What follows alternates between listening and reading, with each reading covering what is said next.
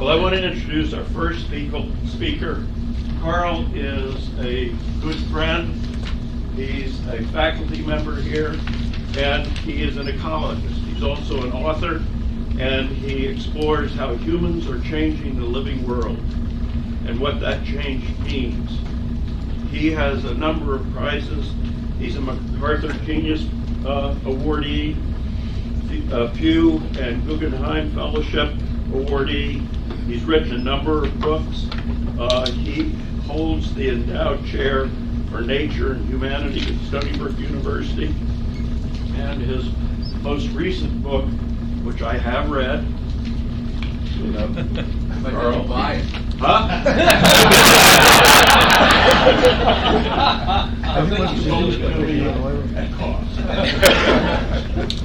His most recent book is Beyond Words: What Animals Think and Feel. Carl, thank you so much for being here.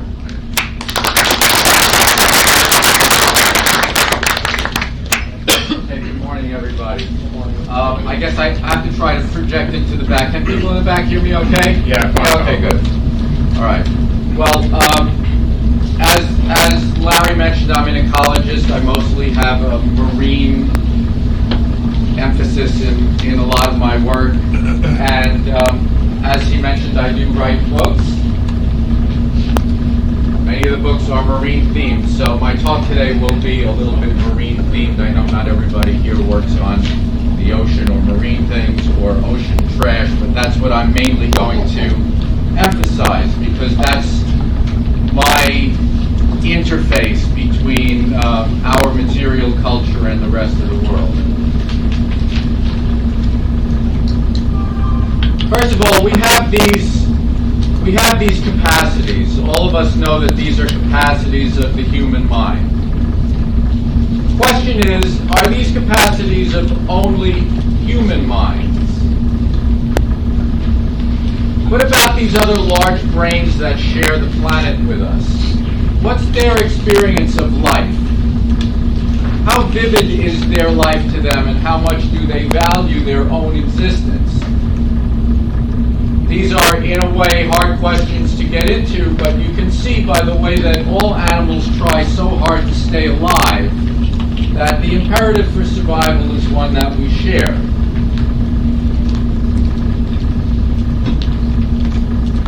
I wonder if we could get the lights in the front down. Do you think that's possible? Yeah. Okay, good. Now I can't read. All right, we'll get to that. That's good for right now. So I am going to read when I get to one spot here, so that's why I made that comment. Anyway, here's what I've seen in my travels around the world and throughout the oceans. We are not the only ones who value life. We're not the only ones who love our mates. We're not the only ones who care for our children.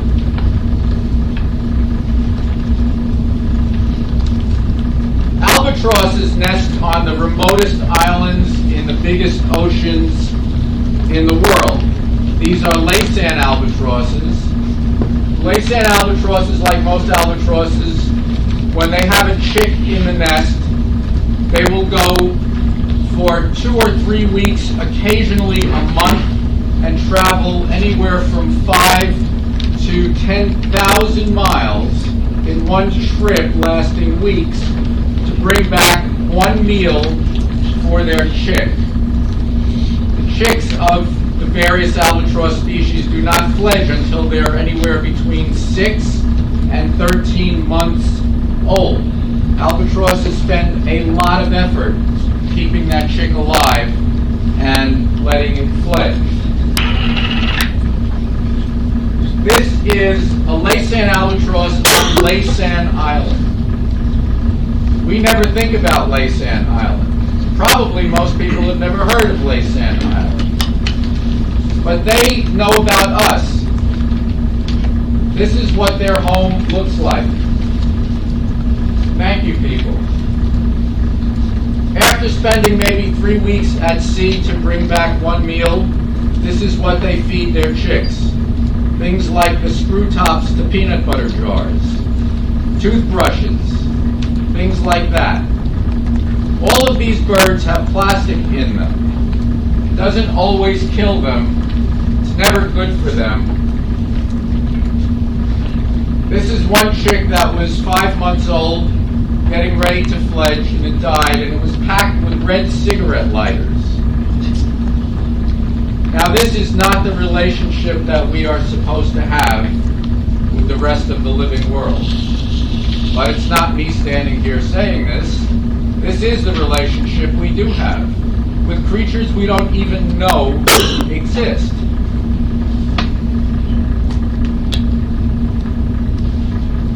This week, this was a headline. Dead whale in the Philippines. Now, at this point, I'm going to read to you an op-ed that I wrote at the request of CNN. They asked me to write this. It just came out yesterday, so it's brand new, and it riffs off of this event. But I do need the lights a little bit more at the moment. Okay.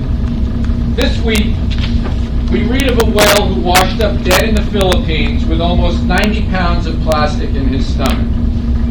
A Forbes headline online reads, "Yet another dead whale found with pounds of plastic in its stomach." But that headline was about a different whale last fall. Recent years have seen an acceleration of similar headlines. All these great ocean creatures are like bottles washing ashore, each bearing a message for all of us. Quote, "We are choking on your trash." This is literally true. And the ocean's living things are not just choking on plastic, but in it. For many sea creatures, ocean plastic is so dense, it's unavoidable. And because so many of them are ingesting so much plastic, it's now getting into seafood sold for human consumption. We're killing the oceans with plastic, and we're eating it, too. Reading of this latest whale, I remembered the shark I'd seen swimming with its flesh growing around a plastic packing strap it had swum into. And the drifting net with the dead sailfish tangled in it. Turtles missing flippers caused by entanglements. The albatross I watched trying to feed her chick while choking up a toothbrush. And the dead chicks full of plastic jars, lids, and lighters. I recalled the first time I saw plastic on a coral reef and tried to remember the last time I did not. I flashed back on plastic-strewn beaches of Alaska, the Mid-Pacific, Hawaii, Africa. A few days ago, one of my students and I Googled, quote, "surfer plastic wave." The images are mesmerizing and horrifying. Everywhere now, we encounter a world as it was never meant to be. Wounded and out of round. A world with no plan and no destination, going as fast as it can. Some say we're in a new time, a human-dominated world of the Anthropocene. In my travels among the world's remaining wildlife and wild places, I too often see not just a human-dominated planet, but a miracle being ruined. A better name for our time might be the Obscene. But if my encounters with plastic in the ocean that I've loved are dispiriting, far worse is the world that sea creatures are now trapped in, where they can no longer escape an ocean mined with the material record of our blind ambitions. Household items of every description and every stage of breakage, lost cargo by the ton, lost fishing gear by the mile. A few years ago, a study concluded that around 8 million tons of plastic enter the ocean annually. This was estimated at 5 plastic grocery bags filled with plastic for every foot of coastline in the world, according to the researcher who did that study, whose name is Janet Jambek. Another study concluded that every decade now, the ocean's total load of plastic doubles. 80% of ocean plastic comes from land, not ships. As much as half of it is water bottles. Meanwhile, the recycling markets that should be helping are collapsing. Plastic breaks up, but it never breaks down. It's always plastic. And the smaller the plastic, the smaller the animals that can ingest it, the more it leaches its toxic components. Several sperm whales of a group mysteriously washed up in Germany in 2016 contained, among other items they'd swallowed, a 43-foot-long fishing net, a plastic automobile engine cover, and other debris. This most recent whale, the Cuvier's beaked whale with the 88 pounds of plastic, had ingested grocery bags, plastic garbage bags, 20 rice and banana sacks, and a lot else that doesn't belong in the sea or in a warm and breathing living being. And of course, the ones reported are only the ones that wash ashore. The ocean is big enough to mask much pain. The United Nations estimates that 100,000 whales and dolphins and over 1 million seabirds die from plastic every single year. Some of the ingestion is accidental. To seabirds, plastic smells like food. To turtles, it looks like food. Whales and dolphins may be eating plastic because our fishing has depleted their food. But the bell buoy tolls for all of us. In the USA, researchers who bought seafood at a California market found plastic remnants and fibers in 25% of the individual fish, 2/3 of all the species they bought, and in 1/3 of the individual shellfish samples. Plastic has now been found in tap water and human feces. Plastics are eternal, but they haven't been around forever. People now in their 60s and older came into the world while the ocean contained essentially no plastic. Wide commercial production didn't begin until the 1940s. Plastic wasn't recorded in the ocean until the 1960s, when annual plastic production had reached 50 million metric tons. By 2015, global annual plastic production surpassed 300 million metric tons, and the ocean contained an estimated 5.25 trillion plastic particles. The deepest part of the ocean now contains abundant plastic, as do the stomachs of the deepest dwelling creatures. We can do much better. Immediate steps are needed. Governments and economists must act to address the recent collapse in markets for recycled plastic. Production and recycling must become inextricably linked in a circular economy. Because most plastic enters the sea from rivers, efforts to entrain plastic should focus not on the impossibility of collecting it from mid-ocean, but at its most concentrated points in rivers themselves.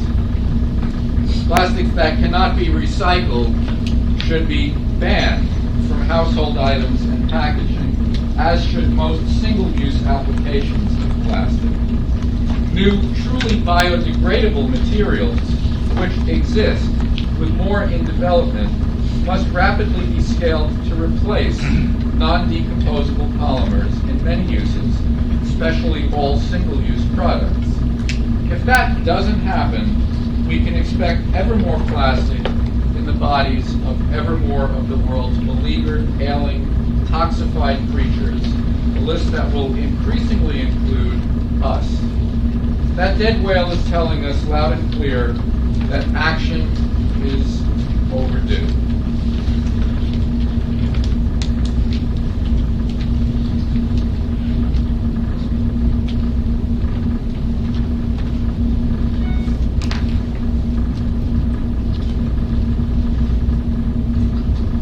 Hopefully not.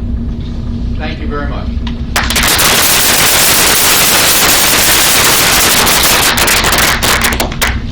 Question to Carl. There a light at the end of the tunnel, Carl? Yes, it's the train. Uh, We know all the answers. We just don't have the institutions with the will. That's what I would say. Yes. You know all the technical answers. Yeah.